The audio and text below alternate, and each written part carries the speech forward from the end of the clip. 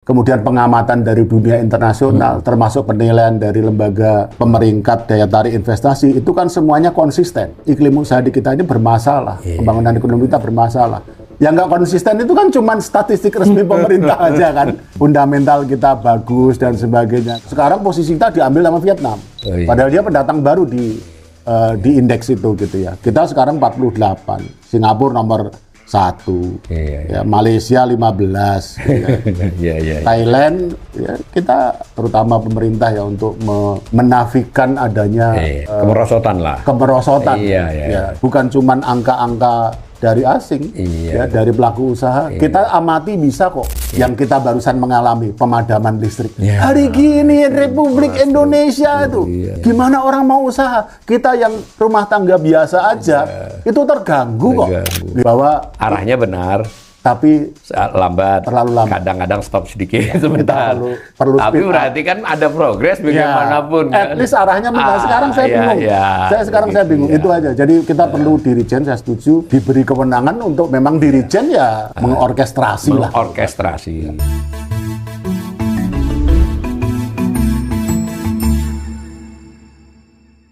Salam cerdas, komunitas pembelajar yang saya hormati, berjumpa kembali dengan saya di kanal Awali Rizki dalam sesi Ngobrol Ekonomi. Kali ini saya kedatangan tamu yang akan menemani ngobrol, seorang ekonom senior, Pak Edi Priyono. Assalamualaikum Pak Edi. Waalaikumsalam. Selamat datang kembali ke makasih. Agak lama ini, kita sebulan kayaknya biasanya. Lebih, ya. Ini kan banyak berita, banyak perbincangan tentang ekonomi. Tapi saya ingin mengajak Pak Edi menjelaskan kepada kita terkait beberapa isu ini ya. Antara lain kita mungkin sebulan 2 bulan yang lalu kan pernah mendapat surat dari Kadin Cina tuh, jarang-jarang kan itu kan, yang mengeluhkan beberapa aspek dunia usaha kita. Kemudian lebih dari sekali ini para asosiasi pengusaha ya Apindo dan lain-lain mengutarakan bahwa mereka tidak berencana bisnis plan dia 5 tahun ke depan membuka lapangan kerja gitu. Maksudnya nggak nambah, nggak expand itu kan. Ini malah ada potensi PHK kan dengan begitu. Dengan alasan bahwa mereka melihat peluang-peluang untuk ekspansif itu agak sedikit abu-abu lah gitu. Terus ada juga isu meskipun sudah dibantah perpindahan beberapa pabrikan manufaktur luar negeri ya di sini mau keluar, dan yang terkini adalah data-data dari neraca pembayarannya, balance of payment itu memperlihatkan bahwa arus modal ke Indonesia bahkan foreign direct investment yang langsung yang portofolio sama investasi lainnya oke lah itu tidak terkait langsung ke bisnisnya, tapi yang foreign direct investment itu menurun Pak, lajunya lambat banget. Nah, di sisi lain, meskipun BKPM mengatakan investasi naik, tapi sudah ada juga ekonom yang menjelaskan yang naik itu adalah dalam negeri, yang asing. Nah, ujung dari saya baca-baca berita maupun saya cermati komentar para ekonom di tulisan atau di YouTube itu, hampir seluruhnya bermuara pada apa yang disebut dengan iklim investasi. Mereka menganggap iklim investasi ini sekarang dan itu tidak kondusif. Nah, mungkin kita dibantu biar jelas ini, apa sih yang kira-kira diartikan sebagai iklim investasi itu Pak Edi? Ya, iklim investasi itu kan ada beberapa komponen ya. Nah, yang sering menjadi concern dari pelaku usaha itu misalkan yang pertama dan yang utama itu adalah regulasi. Peraturan. Nah, jadi kalau dunia usaha itu ya paham bahwa kebijakan itu ya kewenangan pemerintah setempat termasuk Indonesia untuk menetapkan kebijakan, tapi kan mereka punya ekspektasi bahwa yang banyak dikeluhkan kebijakan pemerintah kita itu kan unpredictable. Iya, jadi bisa berubah tiba-tiba gitu, itu kan dan sulit. Berubahnya bukan berubah, belok ya. Belok gitu kan, belok gitu. Jadi bukan geser sedikit gitu kan, belok. Bukan menyempurnakan. Ya, terus nanti juga kemudian ada kasus di mana dia ditarik kembali gitu ya, tidak jadi dan sebagainya.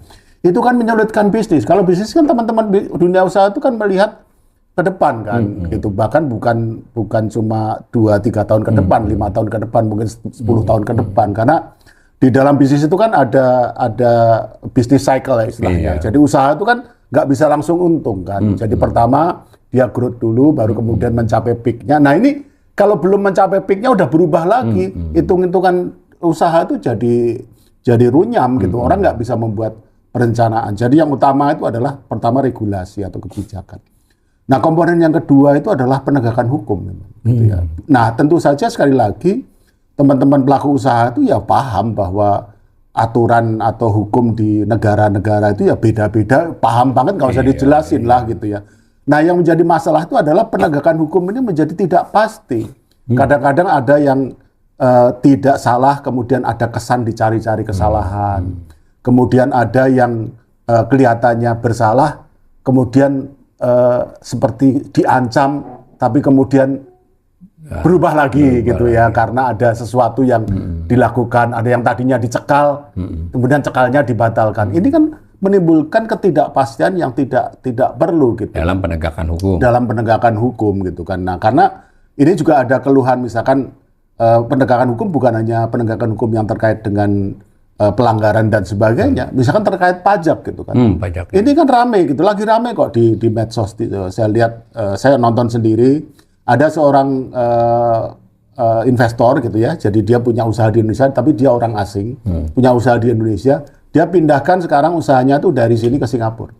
Dia sebut salah satunya misalkan, dia kaget ketika tiba-tiba dia dapat tagihan tunggakan pajak 100 juta gitu ya. Nah, kemudian ketika dia urus, dia ditawari, mau nggak bayar 20 juta, tapi kemudian ini dianggap beres. Loh, dia kan bingung. Loh, ini gimana sih gitu kan? Loh, kalau memang 100 juta ya hitungannya bagaimana? Kok tiba-tiba kok bisa kemudian disuruh bayar 20 juta, tapi kemudian urusannya beres. Ini bagaimana gitu kan? Ini kasus kecil dan saya kira itu mencerminkan ketidakpastian penegakan hukum di kita. Nah, kemudian yang ketiga itu masalah infrastruktur, Mas. Masih ya, infrastruktur masih. Lama itu kan persoalan lama, dan memang persoalan dimanapun yang namanya dunia usaha kan perlu dukungan infrastrukturnya. Kan nggak mungkin dia yang bangun sendiri ya gitu kan. Itu kan kemudian logistik untuk ngirim barang gitu kan, efisiensinya dan sebagainya. Nah, yang terakhir itu adalah yang saya sebut yang penting-penting aja, birokrasi. Ya, jadi kompetensi dari birokrasi, efisiensi birokrasi yang bersih dan tidak korup. Karena kalau itu birokrasinya sudah korup, itu akan berdampak ke banyak hal. Jadi ada regulasi, ada kepastian hukum, ada infrastruktur, ada birokrasi. Ini kalau beres, ya beres gitu kan. Nah, kalau tadi yang disebut-sebut Mas Awalil kan kelihatannya banyak yang nggak beres nih terkait itu. Nah, itu ada nggak hubungannya dengan ini kan minggu lalu kalau tidak salah ada lembaga yang biasa memang mengeluarkan indeks indeks kompetitif competitiveness apa gitu 70 World negara. Competitiveness Index. Nah, World Competitiveness 70 negara dari ini. Nah, itu kita kok pertama kita merosot ya sampai ke 48 kalau tidak salah dari 70 kan. Lalu yang rasanya saya sebagai ekonom nggak nyaman itu masa di ASEAN kita termasuk yang di bawah banget. Itu enggak kaitan dengan yang dijelaskan Pak Edi tadi. Semua baik pengalaman dari pelaku usaha, pengamatan kita sebagai ekonom, para akademisi dan sebagainya itu, kemudian pengamatan dari dunia internasional termasuk penilaian dari lembaga pemeringkat daya tarik investasi, itu kan semuanya konsisten. Yang menyatakan bahwa iklim usaha di kita ini bermasalah, pembangunan ekonomi kita bermasalah.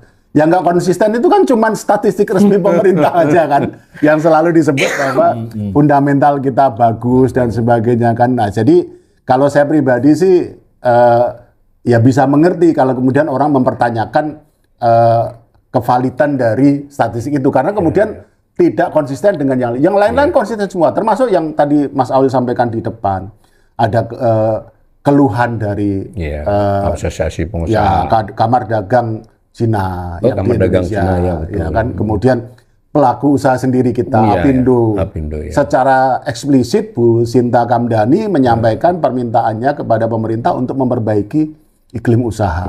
Bahkan kemudian penasihat presiden di bidang ketenagakerjaan yang baru, Pak Said Iqbal, menyampaikan tentang rencana ada 3 paling tidak, itu kan setidaknya pabrik yang akan pindah, dan itu akan berimplikasi panjang. Dan ini semuanya mengkonfirmasi gitu ya, termasuk yang tadi disebut terakhir Mas Awalil, kita daya tarik investasi di kita, competitiveness index tadi itu, bukannya membaik malah turun. Kita sempat di 27 loh Mas. Tahun 2021 atau berapa tuh kita sempat di posisi dari 70 ya. Iya gitu. Sekarang posisi kita diambil sama Vietnam.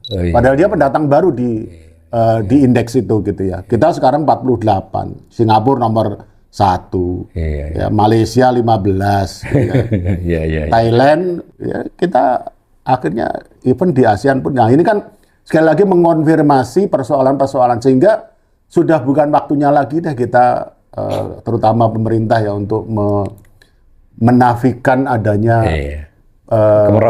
kemerosotan. Ya. Dan ini sekali lagi bukan cuman angka-angka dari asing, ya, dari pelaku usaha. Kita amati bisa kok. Kita amati bisa gitu ya. Kalau kita mau ngobrol lah dengan pelaku usaha, nggak usah sampai ke yang usaha besar gitu. Kalau mau ngobrol dengan pengusaha-pengusaha kecil juga mereka terdampak kok. Kita lihat ruko-ruko, bukan hanya ruko ya, kios-kios banyak yang sepi, banyak yang tutup bahkan. Ya. Jadi World Competitiveness Index kita yang menunjukkan bahwa daya tarik investasi kita sekarang termasuk rendah di ASEAN gitu. Itu baru di ASEAN gitu ya. Itu ya mengkonfirmasi apa yang selama ini dirasakan oleh banyak orang, yang dirasakan pelaku usaha, dan yang sering diingatkan oleh para ekonom akademisi termasuk kita ini kan. Gitu. Nah, kita tentu tidak bisa juga menyalahkan ya bahwa kondisi ini hanya semata-mata di pemerintahan Presiden Prabowo. Ini pasti kan anunya panjang ya.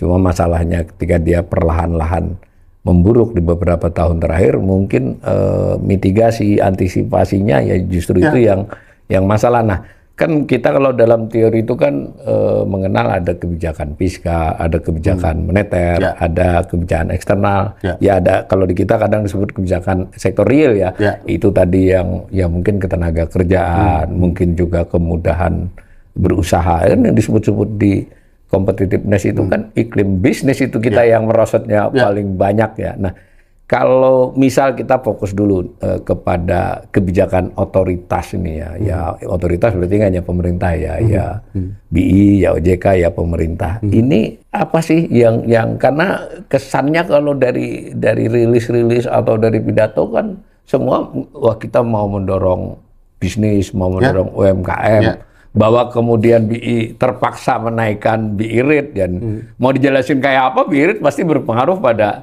gimana Pak Edi melihat ya secara normatif lah minimal kebijakan-kebijakan ini.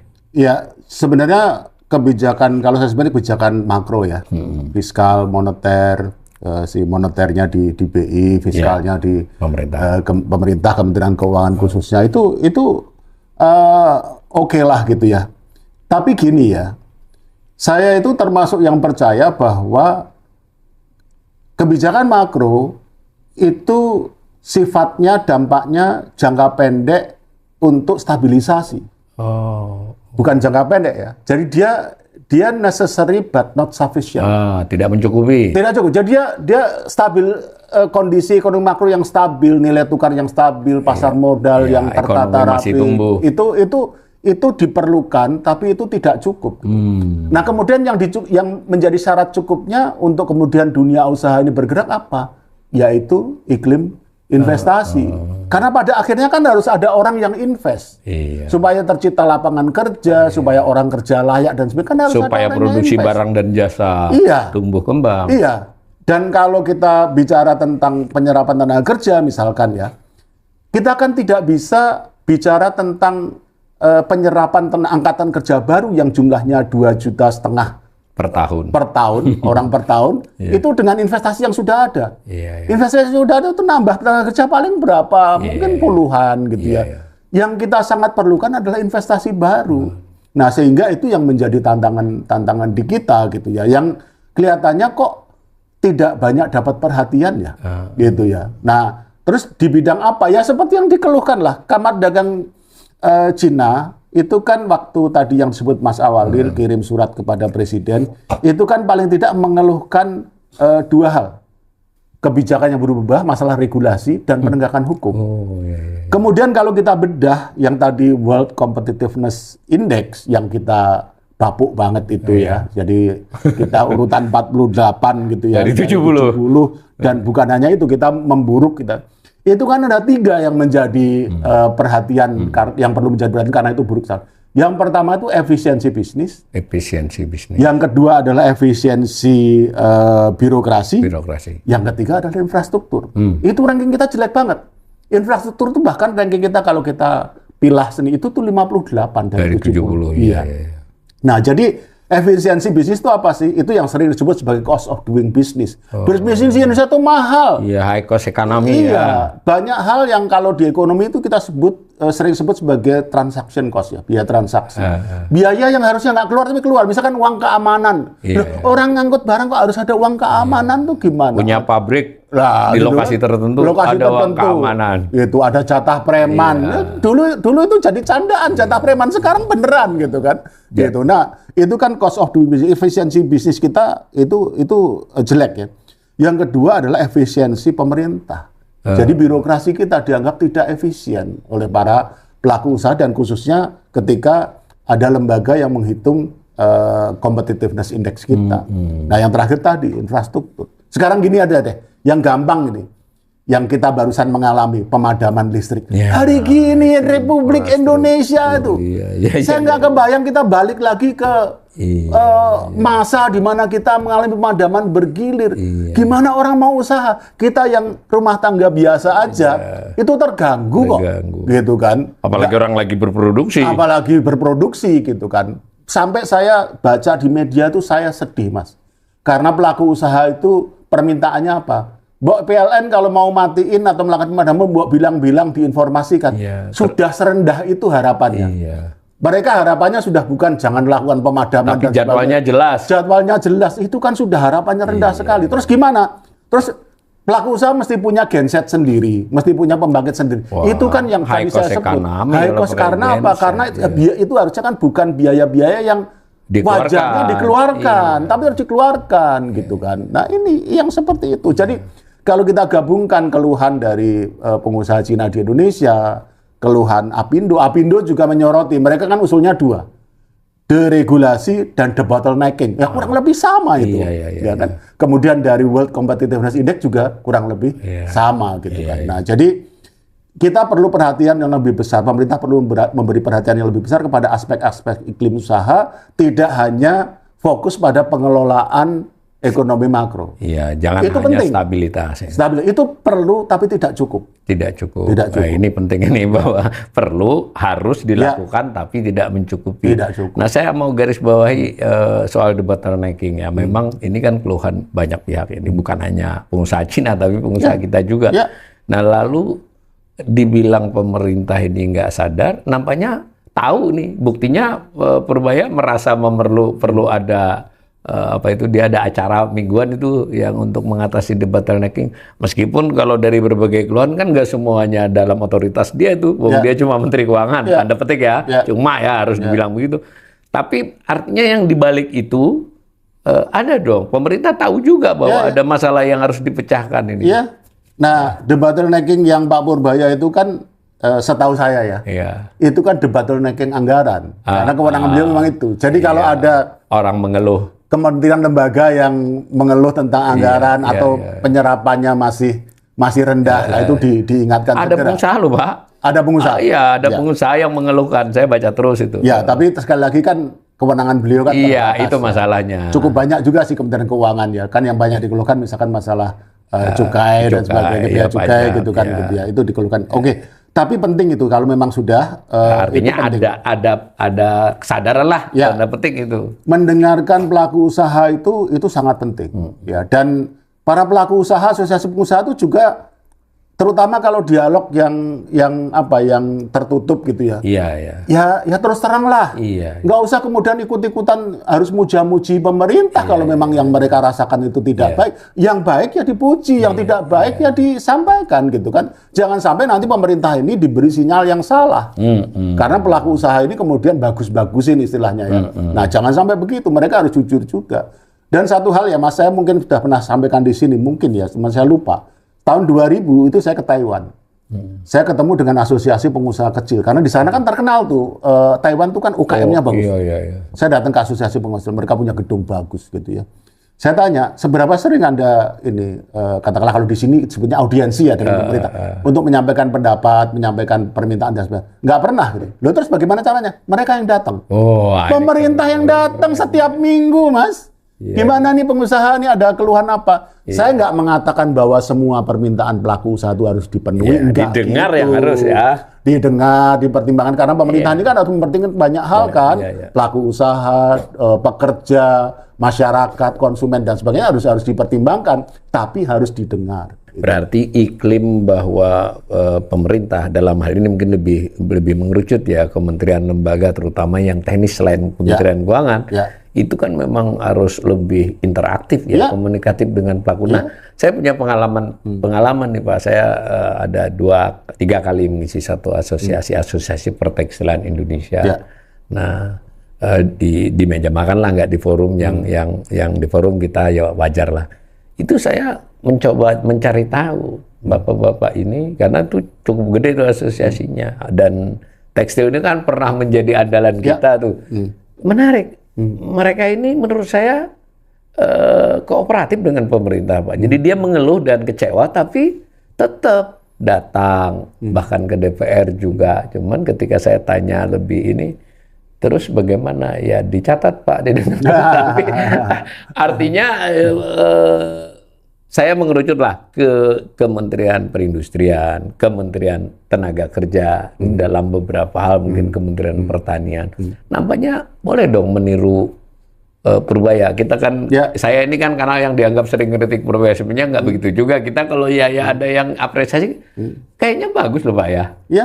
Ya, setuju. Yang terkini kan tadi kan disebut Kementerian Pertanian ya, setuju saya. Termasuk misalkan sekarang kan harga telur ayam lagi jatuh banget. Ayamnya juga Pak. Iya. Ayam dan telur ayam. Iya. Nah cuman bedanya Mas, kalau ayam itu mayoritas itu dia integrator, pengusaha besar. Oh, ada kayak plasma inti ya kayak begitu. Jadi kalau integrator, pengusaha besar itu kalau dia rugi di ayam dia bisa ngambil di pakan, di anakan dan di vaksin dan Nah kalau ayam petelur itu mayoritas itu peternak rakyat. Jadi kalau ini terpukul, yang kepukul ini peternak kecil, peternak rakyat. Ini kan jatuh dan keluhan mereka ya harga telurnya jatuh sementara harga pakannya meningkat. Ini kan mesti dicarikan solusinya gitu kan. Ini jadi saya setuju gitu. Kementerian lembaga terkait juga harus proaktif ya untuk mendengarkan. Bahkan mungkin sampai dinas-dinas di daerah ya mestinya ya Pemda itu. Iya gitu. Nah, ya itu tadi kan yang pertama kan kemauan untuk mendengarkan itu yang penting ya dan menindaklanjuti juga. Saya sekali lagi tidak mengatakan bahwa semua keinginan harus dipenuhi dan kita juga nggak menuntut bahwa perubahan itu harus seketika sadek saknyet kalau orang Jawa bilang ya tahulah ada proses tapi kan harus ada prosesnya. Malah sekarang saya melihat saya khawatir lah gitu Mas Abalil ya. Saya khawatir kok kesannya sekarang pemerintah kok kayak musuhin pengusaha ya. Iya. Ya kan narasi-narasinya kok banyak itu maling dan sebagainya. Serakah nomis. Lah pelaku usaha yang nakal ya ada. Yang nakal kan ada di mana-mana. Bukan hanya pelaku usaha aja kan. Gitu. Yang lain-lain yang nakal juga banyak. Yang nakal ya Jangan stereotip. Kemudian seolah-olah dikesankan bahwa ini pengusaha ini serakah semua. Ya enggak lah gitu kan gitu. Jangan muncul kesan bahwa pemerintah ini tidak percaya kepada pelaku pasar. Jangan sampai muncul itu gitu kan. Nah, habis itu baru kemudian mendengarkan, menindaklanjuti. Saya kira orang tuh melihat trennya. Jadi nggak kemudian kita ini sudah bagus atau belum, tapi kita mengarah kepada perbaikan atau tidak. Ini penting ini. Jadi orang melihatnya kan arahnya. Nah sehingga kalau tadi ada pabrik yang mau direlokasi ke luar negeri dan sebagainya itu mereka bukan hanya khawatir kondisi sekarang, mereka khawatir tentang arah kita. Mereka nggak yakin bahwa kita mengarah kepada kondisi yang baik buat mereka, sehingga mereka keluar. Dan ini tidak bisa dianggap enteng. Kemarin saya baca, yang mau relokasi itu nggak jadi, sehingga tidak jadi. Mau berapa lama? Ya mau berapa lama, gitu kan. Jadi pada akhirnya kan nggak bisa. Kalau masalah fundamentalnya nggak diselesaikan. Kalau nggak diselesaikan, nggak bisa. Gitu. Mendengar itu sangat penting dan itu harus diawali dengan jangan berprasangka buruk. Nggak enak loh. Nggak enak loh. Saya membayangkan, saya bukan pengusaha ya, tapi saya membayangkan jadi pelaku usaha dicurigai terus gitu ya. Itu nggak enak banget rasanya. Dan jadi ada respon yang juga negatif karena kemudian kekurang percayaan, meskipun yang namanya pengusaha nggak pernah berani mengatakan terbuka, tapi kita ekonomi kan suka dialog dengan mereka, diundang. Itu ketidakpercayaan mereka, atau tepatnya tingkat kepercayaan terhadap birokrasi tidak oleh lembaga rating saja, tapi oleh pelaku itu menurun. Nah ini kan jadi kalau yang berlanjut kan rawan. Nah ini salah satu indikasi nih yang belakangan ini, sensus ekonomi itu kan sangat bagus. Bahkan saya sebelum itu terjadi, saya juga salah satu narsum di BPS, saya sudah ingatkan teman-teman BPS. Ini adalah proses pengumpulan data yang akan menentukan arah kita 10 tahun ke depan. Jadi harus dikerjakan dengan benar. Nah, tetapi menariknya di belakangan ini beberapa pengusaha terang-terangan bahkan berani ngomong ke media, dia tidak mau jawab beberapa itu kan ya karena gimana Pak? Ini sensus ekonomi ini jadi bermasalah serius loh ini. Iya, itu kan masalah trust, masalah kepercayaan. Dan trust itu kan sifatnya mutual. Kita nggak usah antara pemerintah dengan pengusaha nanti dulu lah, antar kita temenan aja lah. Mas Awalil percaya sama saya, tapi saya nggak percaya sama Mas Awalil, kan nggak cocok. Ya nggak bisa nyambung kita. Itu harus saling. Hubungannya mesti ya gitu-gitu aja. Jadi trust itu mutual sifatnya, harus saling. Jadi kalau pemerintah ingin pelaku usaha percaya kepada pemerintah, maka pemerintah juga harus percaya kepada pelaku usaha, gitu kan. Nah, sehingga distrust juga sama, ketidakpercayaan juga sama. Jadi kalau kita tidak dipercaya, ya saya juga nggak percaya, kan kurang lebih seperti itu. Secara psikologis kan seperti itu. Nah, saya memang mengamati ya bahwa sudah mulai muncul gejala-gejala yang mengarah kepada distrust ya. Dan ya jangan sampai ini kemudian dianggap remeh gitu ya, karena kemudian ini bukan hanya distrust ke pelaku usaha yang tadi saya bilang, kok kayaknya kesannya kok apa ya sekarang pelaku usaha, pelaku pasar itu kok dianggap maling gitu ya, gitu ya. Itu kan distrust. Nanti bisa berbalik tuh. Ya kan?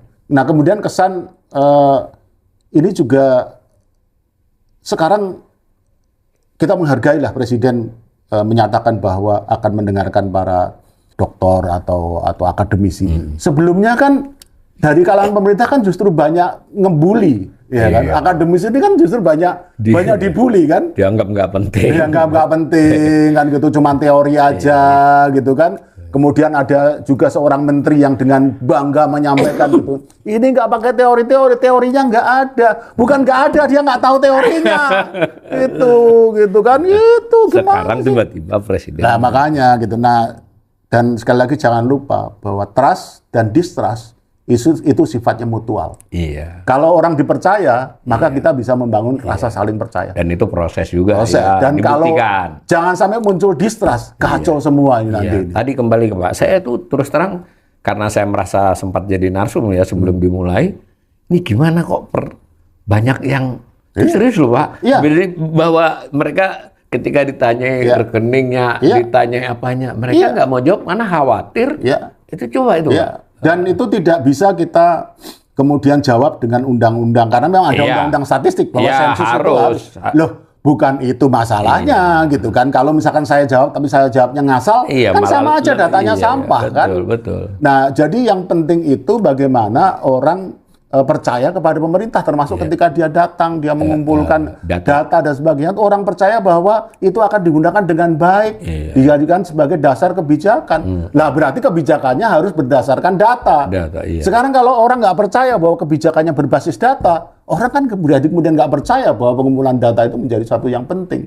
Sebenarnya kalau masalah penolakan ya itu kan dulu juga ada, tapi saya terus terang belum pernah melihat semasif sekarang.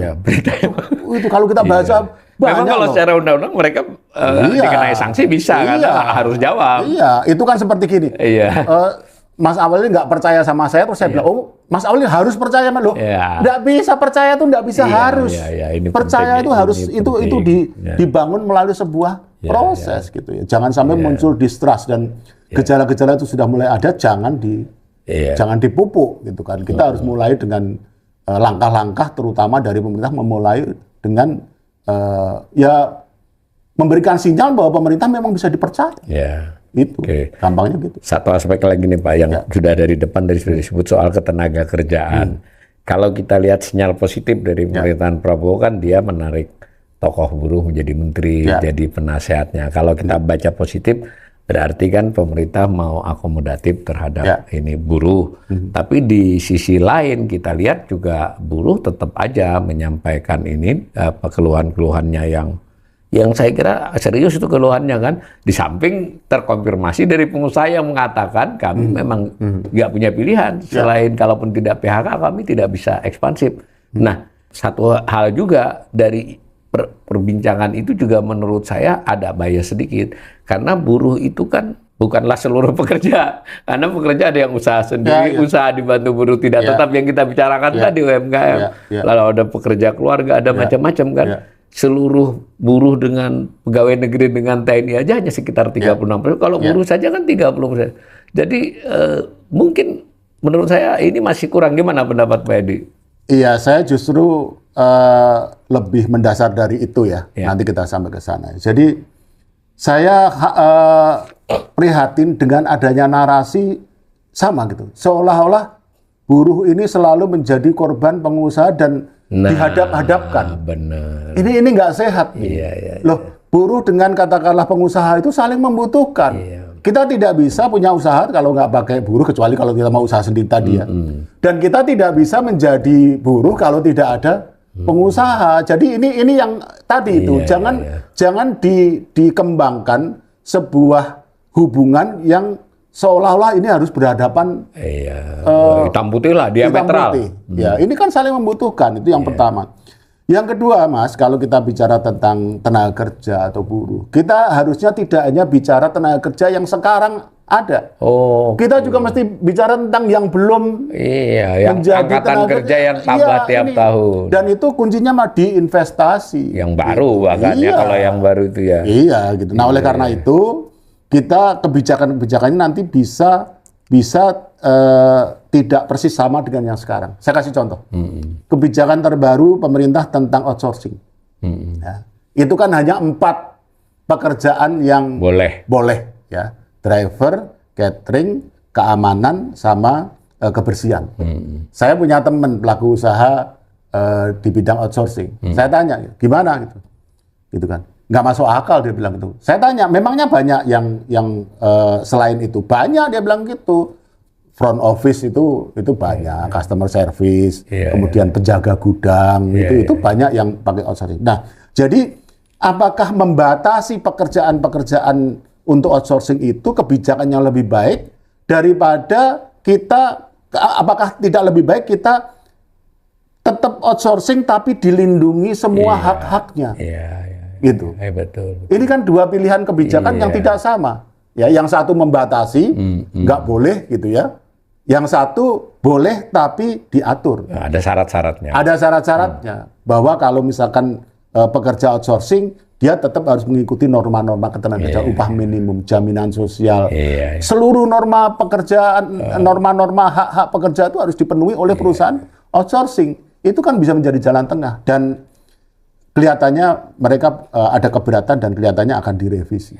Nah, ini kan revisi lagi kan. Ya kan, ini kan gitu. Nah, jadi saya sepakat ya bahwa dengan diangkatnya penasihat khusus di bidang ketenagakerjaan menteri ini, juga ada pokoknya tokoh buruh dirangkul lah. Ya, itu sinyal positif, tapi jangan lupa ya bahwa kita memerlukan kebijakan-kebijakan yang baik bukan hanya untuk pekerja atau buruh yang sekarang bekerja, tetapi kita juga harus memikirkan yang akan datang. Dan sesuai topik pembicaraan kita harus menimbang dengan sangat akan iklim investasi ya. Kalau main lindungi tenaga kerja gelap mata, malah pada pergi. Kira-kira gitu kan Pak Edi kan ya. Mungkin sebagai penutup ya, kita kan melihat berarti tadi kalau saya tidak salah tangkap dari Pak Edi, yang namanya iklim investasi, tepatnya iklim bisnis lah ya, lebih luas dari sekedar investasi, itu adalah sesuatu yang holistik, yang dia menyangkut regulasi, menyangkut penegakan hukum, menyangkut infrastruktur, efisiensi birokrasi. Dan birokrasi ini kita nggak hanya batasi pemerintah pusat ya Pak, ya pemerintah daerah juga kan. Nah, ini malah panjang lagi cerita. Nanti di sesi lain mungkin kalau pemerintah daerahnya duitnya makin dikit, mereka makin nggak efisien. Ya kan, ya, kira-kira begitu. Nah, Tapi bagaimanapun kita ini kan, saya tuh senang ketika Pak Edi pernah memberi saya masukan, Mas, ekonomi Indonesia ini sering mengecewakan buat yang berharap terlalu banyak karena nanti ya dia tidak seperti itu. Tapi Mas Edi ini juga kayak ngingatin saya, kalau sampean mengira dia buruk banget, biasanya dia lebih baik dari dugaan yang buruk itu. Kalau intinya saya suka dengan Pak Edi karena masih di sela-sela kekritisan ini kita masih menyimpan asa, menyimpan optimisme, kan begitu Pak Edi. Tetapi boleh dong saya juga mengatakan ini mungkin di birokrasi soal dirijennya ini Pak. Jadi bisa jadi kita prasangka baik nih ya, beberapa menteri atau level eselon 1 itu kelihatannya memang betul-betul berusaha nih apa yang bisa diperbaiki. Nah, tetapi dirijen, kita tidak harus presiden bisa menugaskan orang untuk dirijen ekonomi. Yang mendirijeni kebijakan ekonomi ini kok kayaknya kurang Pak. Ini saya ambil contoh yang paling simpel banget. Soal dana SAL itu hanya dalam 2 minggu kayak gasing Pak. Pertama mau ditarik dari Himbara kembali ke enggak, ini mau disalurkan lagi dari ini ya, contoh saja. Benar nggak cara saya ngelihat bahwa salah satu yang harus diperbaiki pemerintah ini adalah mendirijen kebijakan ekonomi. Saya pernah ditanya sama teman saya, bukan teman saya, atasan saya waktu itu, dia orang Amerika ya, bukan di pemerintahan sekarang, di sebelum-sebelumnya. Saya nggak mau spesifik pada masa presiden siapa, tapi saya ditanya, Edi, gimana menurutmu pembangunan Indonesia ini, gitu kan? Menurut pendapat kamu sebagai orang Indonesia, gitu kan? Saya bilang, kita sih on the right track, tapi too slow. Gitu. Jadi kita arahnya tuh benar, tapi terlalu lambat. Lambat tuh, macam-macam aja di jalan ini. Bahkan suka berhenti kadang. Suka berhenti gitu kan. Nah sekarang saya nggak seoptimis itu. Mas. Saya khawatir ini. Kok kita kayaknya belok-beloknya kadang-kadang terlalu jauh ya gitu ya. Malah kita jadi nggak tahu ini kita mau kemana. Iya, jadi jangan-jangan supirnya ini nggak jelas dalam arti ini siapa yang mendirijeni kebijakan ekonomi gitu kan. Nah, ya dulu kan sempat kita punya katakanlah Wakil Presiden Pak Budiono yang sangat capable, sangat memahami. Waktu Pak JK juga ada Pak JK upaya juga sangat itu, mengambil. Nah, ini yang saya kira penting, salah satu poin yang mungkin kita bisa sampaikan sebagai usulan kepada Pak Presiden Prabowo adalah harus cari komandan, dirijen, koordinator di bidang perekonomian. Apakah Pak Menko Perekonomian? Atau siapa? Tapi kayaknya Pak Menko juga agak defensif. Artinya beliau hanya menyatakan hal-hal tertentu saja. Jadi kita bingung sebenarnya sekarang ini dirijennya siapa dan arahnya mau kemana yang tadi kan. Jadi saya nggak berani mengatakan seperti yang dulu. Kalau dulu kan saya bilang kan bahwa arahnya benar. Tapi terlalu lambat. Kadang-kadang stop sedikit sebentar. Perlu tapi berarti kan ada progres bagaimanapun. At least arahnya benar. Sekarang saya bingung. Saya bingung. Itu aja. Jadi kita perlu dirijen, saya setuju. Dan itu harus yang diberi kewenangan untuk memang dirijen mengatur, mengkoordinir berbagai kebijakan dan kaitan antara satu kebijakan. Ini bukan hanya di pemerintah kan, di BI dan di OJK. Mengorkestrasi lah. Mengorkestrasi. Begitu ya pemirsa, jadi kita alhamdulillah sudah dapat, mudah-mudahan bisa cukup mendapat gambaran apa yang dimaksud dengan iklim. Sebetulnya lebih tepat iklim usaha, investasi salah satu yang penting. Tapi tadi Pak Edi nggak kurang-kurang menjelaskan tentang iklim usaha, iklim ketenaga kerjaan, infrastruktur, dan tadi dapat contoh-contoh juga. Mudah-mudahan bisa memberi gambaran, dan selalu kita karena ekonom yang di luar ini bisanya cuma omon-omon, kita fair saja, tapi mudah-mudahan ini omon-omon yang bermanfaat, yang bisa syukur menjadi masukan, sekurang-kurangnya buat pemirsa saya menjadi literasi tentang kondisi yang terjadi saat ini dan tantangan ke depan. Tapi Pak Edi saya sangat senang adalah orang yang selalu berusaha menggambarkan dengan optimis. Nah Pak, orang seperti Pak Edi yang saya kenal sangat optimis saja, belakangan ini menurun optimismenya. Saya nggak bilang pesimis, tapi optimisme Pak Edi. Dan ini mudah-mudahan menjadi pertimbangan lah ya kalau pemerintah mau. Terima kasih Pak Edi atas perbincangannya. Terima kasih juga.